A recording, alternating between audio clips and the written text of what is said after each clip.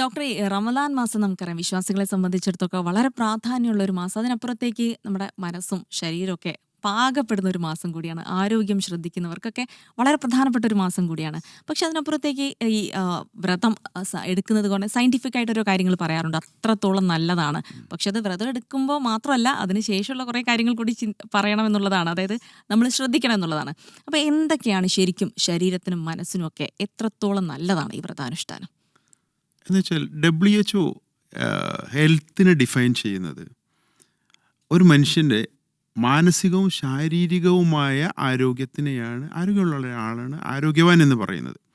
അങ്ങനെയാണെങ്കിൽ മനസ്സില്ലാതെ ശരീരമില്ല, ശരീരമില്ലാത്ത മനസ്സ്, ശരീരമില്ലാത്ത മനസ്സും രണ്ടും അങ്ങോട്ടും ഇങ്ങോട്ടും പരസ്പരം ബന്ധപ്പെട്ടാണ്.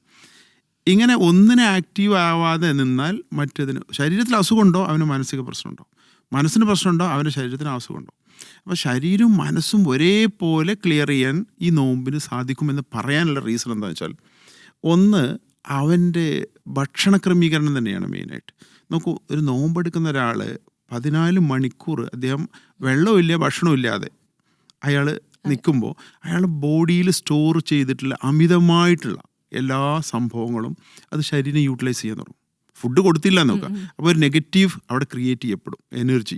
അപ്പോൾ അത് സ്റ്റോർ ചെയ്തതിൽ നിന്ന് ആ ശരീരം ഉപയോഗപ്പെടുത്തുമ്പോൾ, ഇപ്പോൾ ഒബേസിറ്റി, പണ്ട് കാലത്തൊക്കെ ആളുകൾ തടി കുറഞ്ഞിട്ടായിരുന്നു ചികിത്സക്ക് ഡോക്ടറെ അടുത്ത് വന്നിരുന്നത്. ഇന്ന് അങ്ങനെയല്ല. ഇന്ന് എൻ്റെ കുട്ടി വെയിറ്റ് കൂടിയിരുന്നില്ല, ഞാൻ വെയിറ്റ് കൂടിയിരുന്നു, എങ്ങനെ ഡോക്ടർ ഇതൊന്ന് കുറച്ച് തരാം, ഇതും കൊണ്ടല്ല വരുന്നത്. അപ്പോൾ ഒബേസിറ്റി അത്തരം കാര്യങ്ങളിൽ നല്ലപോലെ ശരീരം കൺട്രോൾ ചെയ്യാൻ ഏറ്റവും സൂട്ടബിളാണ് ശാരീരികമായിട്ട് നോമ്പ്. അതേപോലെ തന്നെ നോക്കൂ, നമുക്ക് വിശപ്പുണ്ട്, നമുക്ക് ഭക്ഷണം കഴിക്കണം, വെള്ളം കുടിക്കണം.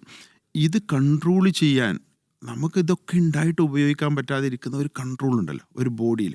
അതൊരു വിശ്വാസത്തിൻ്റെ ഭാഗമായിരിക്കാം.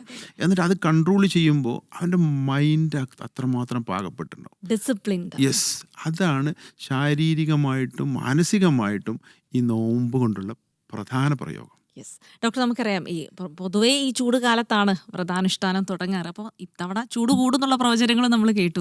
അപ്പോൾ ഏറ്റവും വലിയ വെല്ലുവിളിയാകുന്നത് ഡീഹൈഡ്രേഷനാണ്, നിർജ്ജലീകരണം ഉണ്ടാവാം. നമ്മൾ രാവിലെ സുഹൂറിൻ്റെ സമയത്ത് കുടിക്കുന്ന വെള്ളമായിരിക്കും, അതിനുശേഷം ഒരു ഡേ മുഴുവൻ ഇങ്ങനെ പോകും. അപ്പോൾ എന്താ നമ്മൾ ശ്രദ്ധിക്കേണ്ടത്? ഈ നിർജ്ജലീകരണം ഉണ്ടാവാതിരിക്കണം, അപ്പോൾ ശരീരത്തിൽ ആവശ്യത്തിന് വെള്ളം ഉറപ്പുവരുത്തണം, എന്ത് ശ്രദ്ധിക്കണം? ഏറ്റവും പ്രധാനമായിട്ട് ഒരാൾ മിനിമം 2 ലിറ്റർ വെള്ളം കുടിക്കണം എന്നാണല്ലോ നമ്മുടെ കണക്ക്. ആ 2 ലിറ്റർ ഒരു ദിവസം കുടിക്കണം.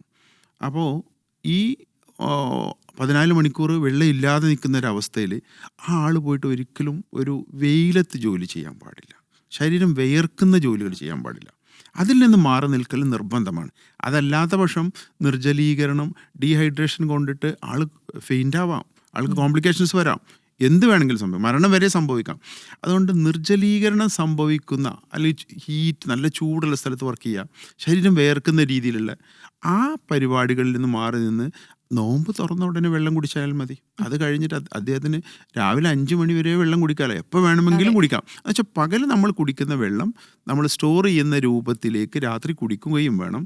പകൽ നിർജ്ജലീകരണം ഒഴിവാക്കേണ്ട ജോലികളിൽ നിന്ന് മാറി നിൽക്കുകയും, അങ്ങനെ ചെയ്യേണ്ട അത്യാവശ്യ ജോലി ഉണ്ടെങ്കിൽ അയാളൊന്ന് നോമ്പെടുക്കണ്ടെന്ന് വെച്ചാൽ മതി. അയാൾക്ക് നിർബന്ധമായിട്ടും അന്ന് പുറത്ത് വേർക്കുന്ന ഒരു സിറ്റുവേഷന് അയാൾ നോമ്പെടുക്കണ്ട. അതല്ലാതെ അദ്ദേഹം നോമ്പെടുത്തിട്ട് അദ്ദേഹത്തിൻ്റെ ബോഡിക്കൊരു ഡാമേജ് ഉണ്ടാവുന്ന രീതിയിലേക്ക് ഒരിക്കലും നോമ്പ് പോകാൻ പാടില്ല.